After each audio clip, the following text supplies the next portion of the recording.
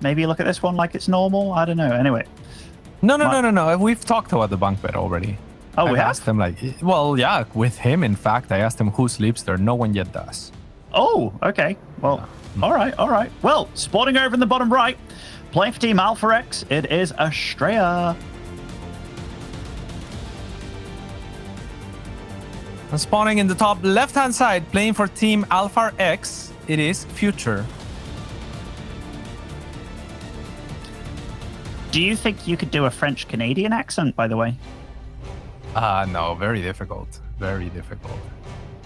Yeah, Can you? was. No, not at all. I remember when I was going to like MLGs and stuff, and Live in Pink. Yeah. I was so surprised that she sounded to me just like Kiwi Kaki, and it threw me off entirely. I couldn't like. It's like I think we spoke about this before. I tried to watch the movie District 9, the South African one. I couldn't do it, man. Like 5 minutes into the movie, I was like, when's it starting? And I checked and I was like, it started already. Why are they all doing this ridiculous accent? And I couldn't handle it. Well, I might get a little bit of hate for this, but probably not more hate than when I said Robin Williams is a terrible actor. So I will go ahead and say, Ben, you said that? Yeah. Peaky Blinders, I can't understand it for crap. It is just like, I cannot understand the accent. I can't get into the series. Everyone's like, watch Peaky Blinders, watch Peaky Blinders. I'm like, I don't know what they're saying. Oh, but you don't watch with subtitles? I guess I could. Maybe I should. You watched Braveheart with subtitles, didn't you? No. Braveheart, I knew it by... Oh, yeah, I did, but that's because I didn't know English, probably, when I was watching Braveheart, yeah. All Americans watch Braveheart with subs. No, but this was a Peruvian watching Braveheart with Spanish subtitles. Oh, okay. Really butchering it, huh? Oh, I wouldn't say butchering it. It was kind of like our only alternative, seeing as my cousin didn't speak any English and I spoke, well, significantly less English than now. Wait, so movies with Robin Williams in, like, did you still enjoy them? No. What? So you didn't like Good Will Hunting? Good Will Hunting, I don't think I ever finished it. What? Don't hate me. No, stop. Oh, what about Hook? Oh, no. Oh my God, Cat. I liked Aladdin. Yeah, but I think that's just I think that's just because I couldn't discern his face. Oh, in the genie. Wait. Oh, okay. Here's one. Good or Dead Poet Society. I don't remember. I think it was an assignment in high school, but the fact that I don't remember it probably gives you. Oh no, Cat. Yeah. I thought we were friends. This is... I am so sorry. Yeah, I should have never brought it up again. No, I hate you. Yeah, everyone seems to love Robin Williams. I don't understand why. In my mind, he just does the same face over and over again. But hey, this is important, Benny. So let's switch back to Robin Williams when he is, again, irrelevant. As now there is a massacre at the natural expansion of Astrea on the side of Future. This is the underdog taking it to the overdog. 6 probes have fallen in exchange for 2 Hellions and the Reaper. As the Terran player, you still feel pretty good about that, yeah? No, I mean, that was super good. I did predict Future, so this is good for me, even though I did it thinking that Astrea was still going to win pretty comfortably, but man, what a start for Future. Yeah. No doubt. I mean, that was as good as you can get a start against Astrea, I think, and now Astrea is going to go on the other side only to be met by a Cyclone, so Future accounting for everything so far. Benny, if this was a macro Terran player, right? A Terran player, even of the same caliber of Future, but with a little bit more range, I would feel pretty confident in his position. But because Future can be a little bit predictable in how he can be overly aggressive, I still feel like this is kind of like a 50-50. So I totally get what you're saying, because, Astrea can kind of like super probe up if he wants to. He's not making probes at this moment in time, by the way. Maybe he's thinking other things right now, that he wants to do a lot of blink stalker pressure, because it's quite some time without making a probe. But no, I get you, but maybe after dealing that much damage with an aggressive opener, the best thing that Future could do is to not let him recover. So there's also that kind of angle that we could take on it, because I am a little bit worried for Astrea after taking so much damage, and I feel that the one way that Future could allow Astrea to really get back into the swing of things is to let him get into the macro stage of the game. Yeah, so I suppose the macro stage of the game could be somewhere where Future can still thrive. Here, we haven't seen a third CC, however, so I think we're going to see a very Future approach to this game. A beautiful blink forward from Astrea to kill that Cyclone. Wow. And yeah, that was great. That was super good. And Astrea's little bit of, hey, I'm going to not make probes for a little bit and get in your face, and has been pretty well met. Like, getting the Cyclone, quite decent. There is a Liberator in the main, but it looks like Astrea looked at the main very quickly, or he looked away right as this is happening. And he gets a blink in, but he's going to be losing probes as it's going on. This is chaotic already. Yeah, we got to look at the tally of probes. That's going to be the main story here. As Astrea does react, that Warping is no bueno. The Stalker is likely to... Actually, I thought the Stalker was likely to fall there, but it will blink right out of the range of the Liberator. The Liberator resieges and also just kind of confines its fate to death, but not without denying a long time worth of mining for Astrea. Let's pull up the income graph so that we see the severity of that. I think, like, you know, initially when I saw the Liberator, I was looking at that little red square that showcases where Astrea's looking, and he looked in his main, but it was kind of like as soon as that Liberator flew in, he looked away. So I think he was totally 100% focused on the aggression there and just absolutely caught off guard. It was like the most beautiful anti-timing, and now Future, he's in a really good position this game.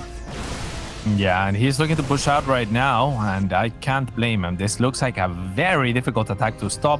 What do we have as a defensive setup for Astrea? Not much in the way of anything. There is +1 on the way. That's not going to be done for this attack. There are 4 or 5 gateways on the way that are going to start morphing. But is he going to have time to actually put them to use? Is there enough or any shield batteries? It doesn't seem to be the case. This could very well be a Future 1-0 here, heading into the second match, as Astrea is looking in a lot of trouble. Future will forgive a few of the probes in favor of going after the main and will actually find a pylon, so it might just have been more than worth it, as Future now with an opportunity to outright end the game. Oh my goodness. I mean, this army that he has isn't that strong, but I'm seeing a lot of blue marching across the map, and it looks like this army might be strong enough, Cats. I mean, what a showing from the young Terran here to start things off. This has been... He's even dancing. He's feeling good. He's feeling comfortable. Next army moving on over as well. Getting out with the low health medevac. He's looking real damn good this game. What an absolute beast is this man, as he's going to push on fourth and close out the games outright. I mean, the shield battery is not going to come into play. Additional warpins are going to be sectioned off basically by the Widow Mines of Future that are providing a little bit of coverage from any reinforcements. A bunch of Stalkers are going to blow up to those mines, and Astrea is going to have to tap out as Future gets game number 1 and doesn't even react. You know, just another day at the office. It's funny how these two clash, because I've kind of seen it before where I'm like, Astrea against Future. I think I've heard that Future's doing other things, you know, playing a little bit of League there, a little bit of CSGO elsewhere. But sometimes when he does really pop out, it's like, holy crap, dude. Like, that was a good, clean build, nice execution, just everything went your way. And it was just, doing that to Astrea is not easy whatsoever. So just a super nice showing by him. Absolutely. And Future, I mean, a friend of mine, like personality-wise, he is one of the more mature people his age that I have ever met. Like, he is a person that is very interested in psychology and in learning and in knowing himself. So there's a little bit of extra pride that I have for his victories, as stoic as he may seem. Like, I think he's just not very arrogant. And all of this is a disclaimer to say that when he gets in the groove of things, he does kind of like have that ego-driven place. Like, when he gets in the groove of things, he will do that thing where he starts microing like crazy, starts feeling himself, you know, like you were describing it, and then he can look ridiculous. Like, then his micro really gets out of control. So if you're Astrea, you don't want to let Future get to that stage, because it is a completely different beast. Yeah, and I mean, that is absolutely not the way that Astrea wants to start the series, is it? Like, a couple of Reapers turn up, a Hellion. Definitely a bit of an unorthodox opening by Future, but not like totally off the mark. And we've seen him do some interesting plays against Protoss so far. He's had like proxy Raxes here and there. And even though you do know he is an aggressive Terran, he has been mixing it up quite a bit with how he does it, which I like from him. Anyhow, we're going to go get on into it. Spawning over the bottom left-hand side of Glittering Ashes over here. It is Astrea.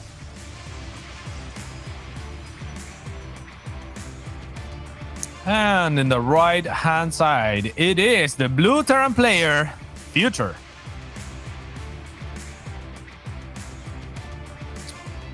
Both of them for Alpha X. Alpha X. Nice for Alpha X to have two players so deep in the NA tournament. And speaking of proxy barracks, Future's doing exactly that this game. That probe, most likely going to be just opting to go right across the map. For a second there, I thought, oh my goodness, is it going straight for it? But okay. A little sigh of relief there, because that could have been very spicy and nasty for the young Terran. Yeah, absolutely. So we are going to see Future mixing it up, and like Robin Williams ever did in his films. And we're going to see Astrea with a scout. So he will promptly learn. You're going to have to stop, Cats. He's actually legit good. Like, you need to go watch Good Morning Vietnam. Good Morning Vietnam. I mean, people in the chat were saying Mrs. Doubtfire, and that's when I really knew that I was right. You know, like I was like, really, Mrs. Doubtfire? Nah. I mean, okay. The top few, Good Will Hunting, really good movie. Good Morning Vietnam, he's really amazing in. And then Dead Poet Society, it's just a really good movie. Anyway. So this game, starting off with a proxy, Astrea has scouted, so he knows that his opponent is up to no good. We have the very, very standard. If you do a proxy, you've got a Reaper on the way. Oh, that SCV was safe for a moment there. Okay. Now it's super safe. And that's always a bit nasty when these probes are just stood there, just watching, just being like, oi, bugger. Yeah, oi, bugger. And Astrea knows as well when to give up on the probes and the SCV there, as the Reaper's going to be coming in. So great timing, great sense of timing. We have seen many a Protoss, even in the European region, where we consider the level of play to be a little bit higher, overstay with those probes and lose one or two probes on the low ground while trying to deflect the bunker. But Astrea is a world-class player, really. And so he's not going to lose any probes in that process. Future did what he could, but couldn't get the bunker up. And yeah, I mean, the proxy racks didn't amount to much, Benny.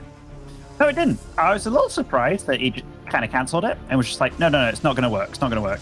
Now, the Adept, or rather the Zealot, and the Stalker at the front. Oh, the lowest health probe there going out to build stuff. That was a little bit risky. I'm one of those players that whenever I have like a low healthy, I always kind of like keep it on the main base kind of thing. I don't know if you have that kind of... In fact, no, you don't, because you're a Zerg. They all regenerate. Anyway, by the by. A bit risky, but all things said and done, Astrea hasn't taken any real damage from this. Oof, mate, that was brutal. This is like a replay of the first game almost. It looks like it, right? Like there's going to be 3 probes going down. Oh, I love that from Future, actually ignoring the red probe, knowing that the Hellion would finish it off, right? Like this is what I'm talking about. Like he is a player that will look for those extra little inches when he's making plays, right? Like you see a red probe, most players would click on that red probe. Future knows that he has the Hellion to work with, so he just weakens other probes for the Hellion to finish them both off at the same time. And you're absolutely right, 6 probes again. I believe it was 5 probes actually last game, if not exactly 6 as well. Oh yeah, definitely.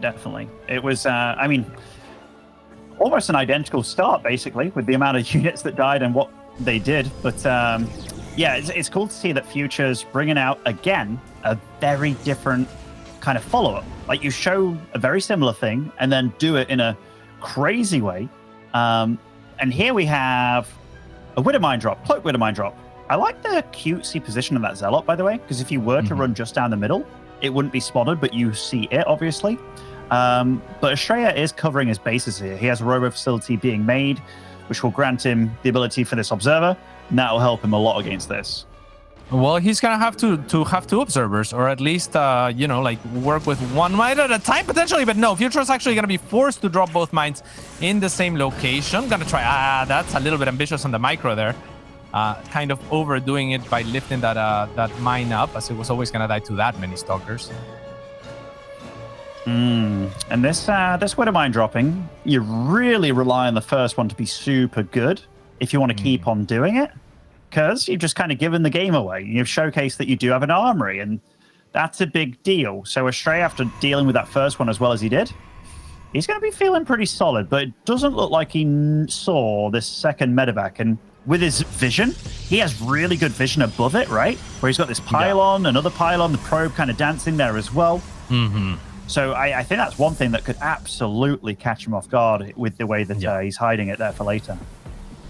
Absolutely, 100%. That is behind enemy lines. That is infiltrated that medevac with two Widow Mines, and it could be absolutely deadly because Astrea's not gonna see it coming, and it's gonna come faster than he could ever imagine as well, right? And Future did a good job.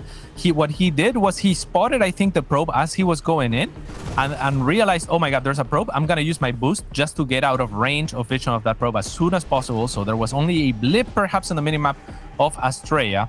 And that was, or maybe it was the pylon that it spotted or something like that that it was trying to get away from. But the point is, Future knew that Astrea was somewhere there, and Astrea and was hoping that Astrea wouldn't catch the medevac, and that has come true for Future. So we'll see how he exploits that later. Could be an ace in the hole. Certainly could be. The way that Future's done his build behind all this as well, he's getting Stim, Combat Shield +1 going. He is going to be against Colossus.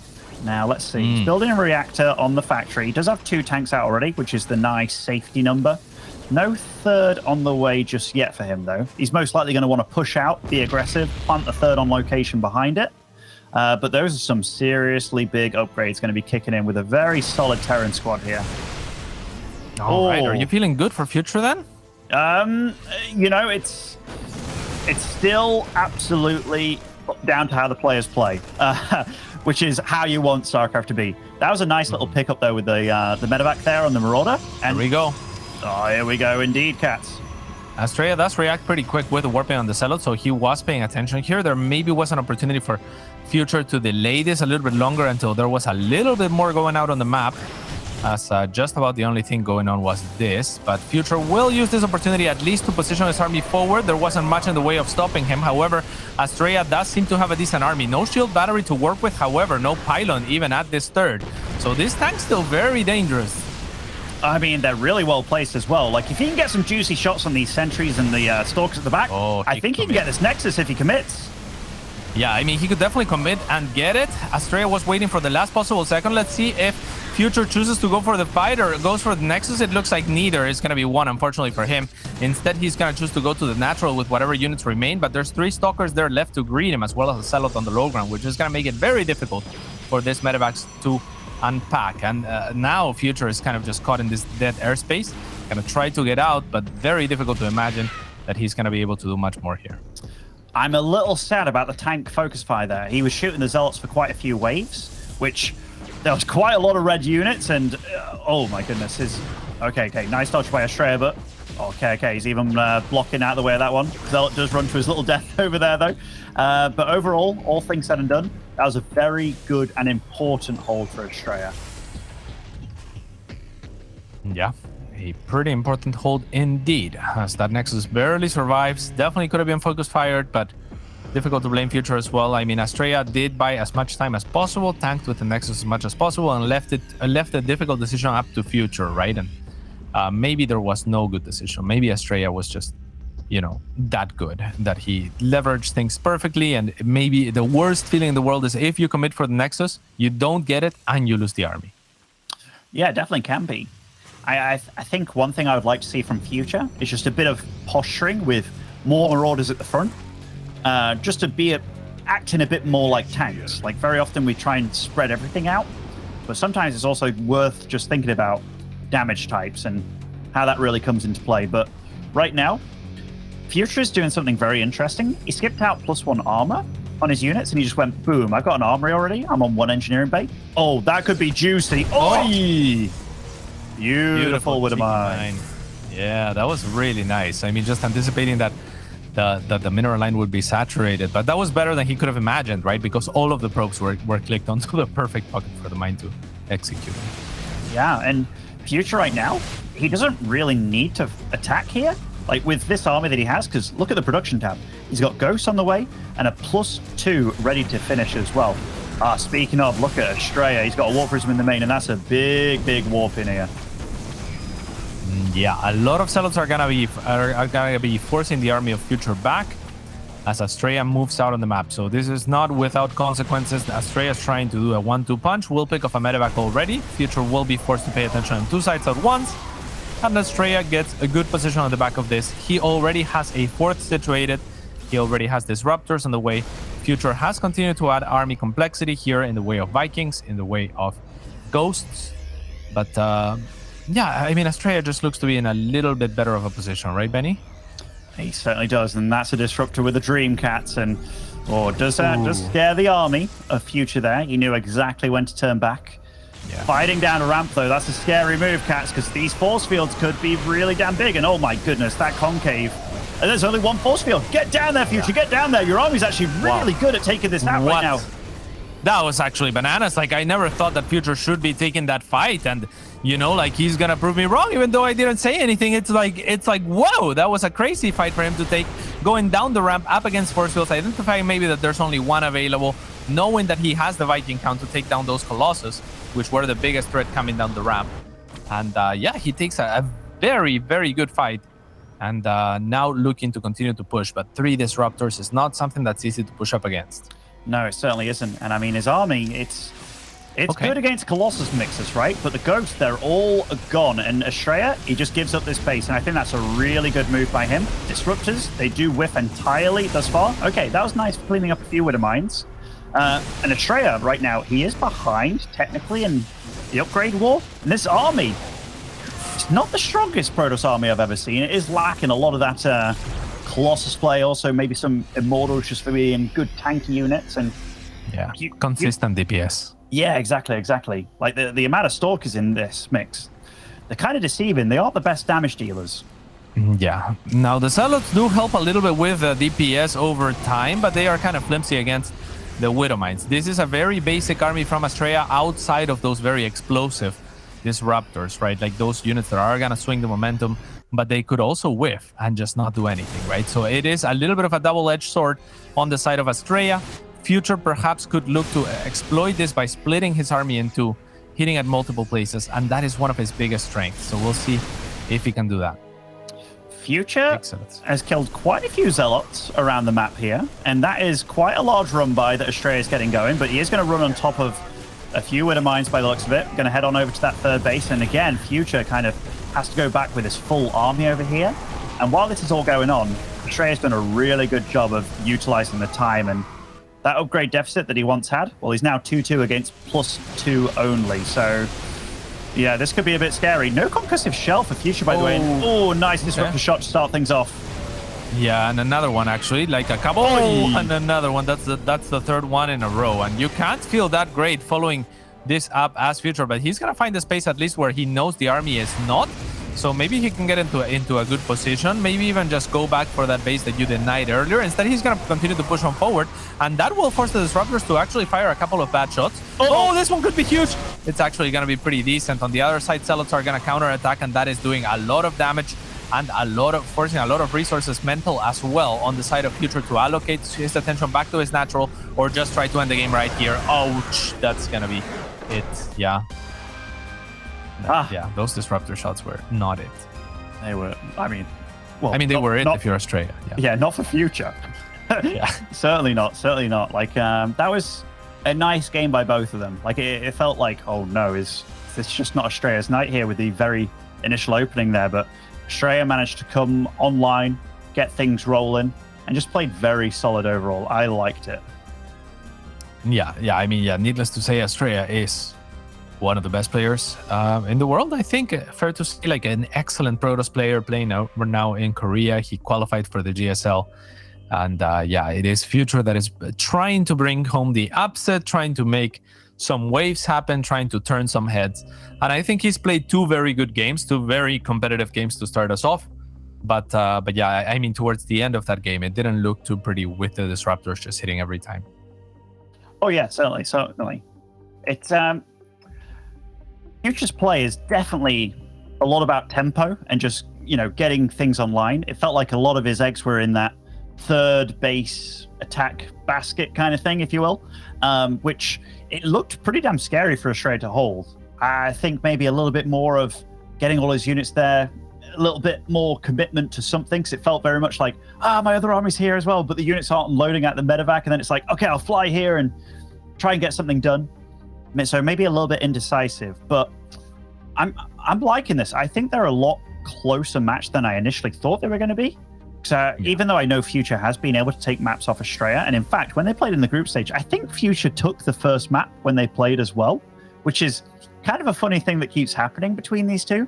But yeah, third map here will be 2K Atmosphere, which is a fairly damn balanced map when it comes to TVP, actually. Oh, why is that? It's just solid all around. There are things that you love, things that you hate. I think it's a nice map just to not have anything that really favors one or the other, you know? Like Doom Drop potential is good. Warp Prism potential, it's good. There isn't a build that I'm like, okay, this is the one you go to, which adds a lot of variety as well. Oh! Astrea left the lobby after saying good luck, good luck. I think he might have had the wrong race or something, or I have no idea. How unusual. Bunk bed partner arrived. Oh, he's offline? That was a quick like, oh yeah, let's go, and then, oops. Yeah, Future said, that's strange. Yeah, being offline is pretty strange, especially if he's in Korea right now. It hopefully is no cause for concern here. I think he should be fine, and he's already back online, so something happened. Yeah, no clue. Sorry, didn't change. Yeah, so he was the wrong race, so he quickly made sure to get out of there, not waste everybody's time. And now we're getting on into it. Nice. All right. If you were Future's coach, and has he ever been on route? Not, right? No. If you're Future's coach, what would you tell him coming into this? Like, mindset-wise, just everything like that, because from game 1 to game 2, felt like he was offering a lot of good stuff between those. Yeah, I haven't been Future's coach, but Future has been my coach when I was learning Terran. Yeah, and what he would tell me, I'm not sure if I could, I think we have the very different styles of coaching, but what he would tell me is just whenever the engagement started, he would just say, you're better. And he would be like, just micro, just you're better. I believed it, and I would micro my heart out, and I would win, That feels like such a highly Future motivating. thing. Yeah, I like that a lot. I like that a lot, actually. Yeah. All right. Spawning the bottom left of 2K Atmosphere. As I read Protoss, it is Astrea.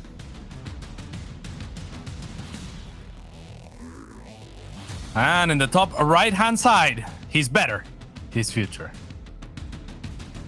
He's not better, though. That's the problem, right? Like, so I couldn't lie to him because he's also my friend. I'd be like, you're not as good, but you can do it. Like, it's like, it would be very difficult. Like, I could say, like, you have the potential to be better, but, you gotta practice more. And I don't know. Like, I really can't.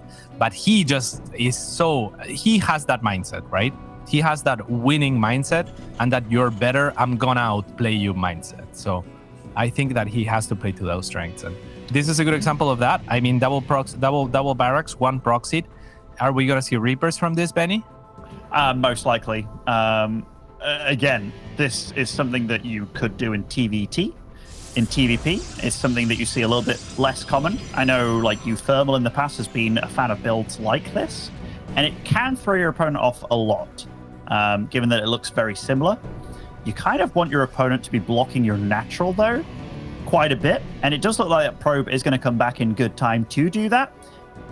But the fact that he doesn't block it, and he sees that, hey, where's your CC? Why is it not starting? So this is one of those situations where I think Astrea was very smart about not blocking it when he thought he should.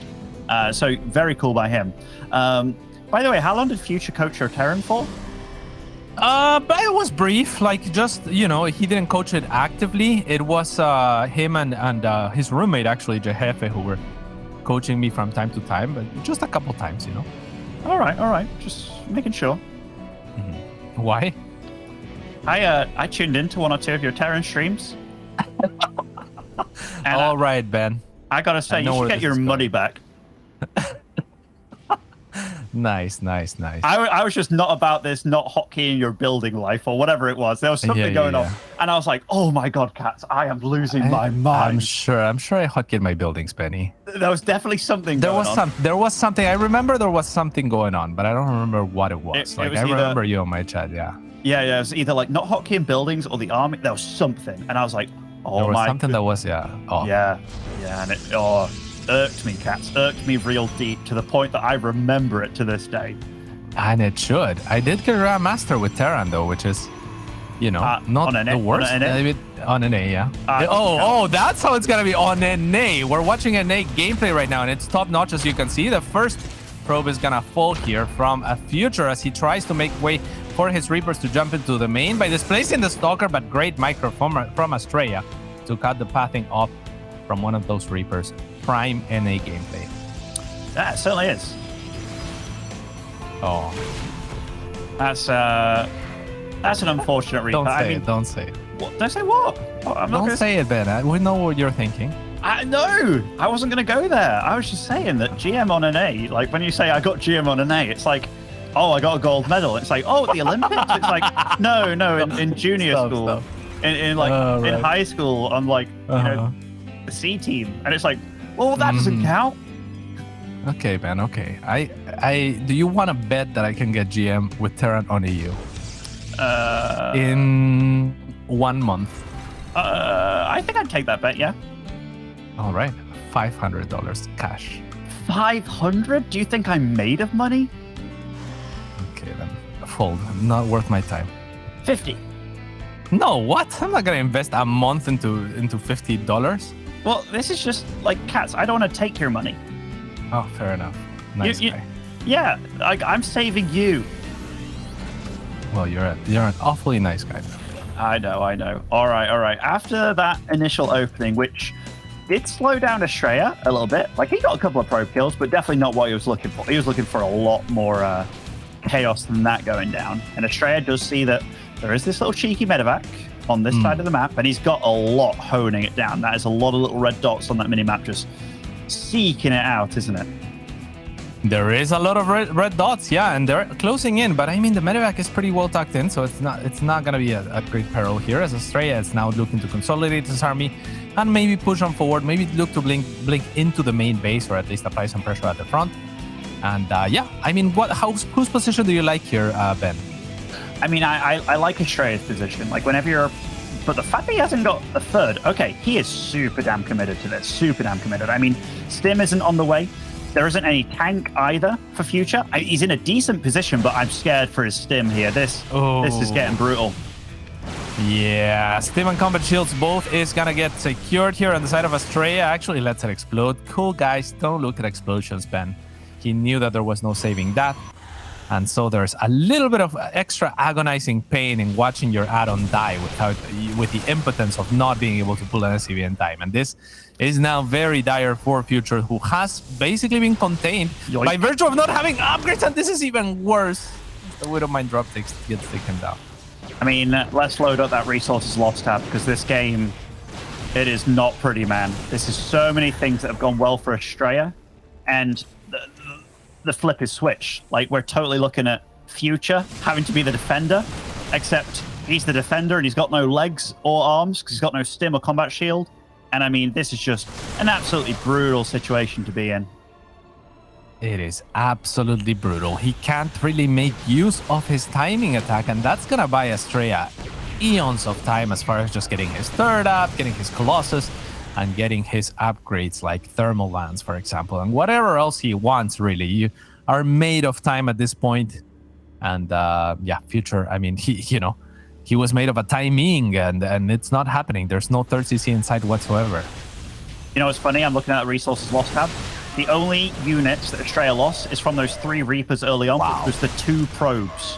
Since then, Astrea's killed 26 units. And they've been pretty damn valuable units as well.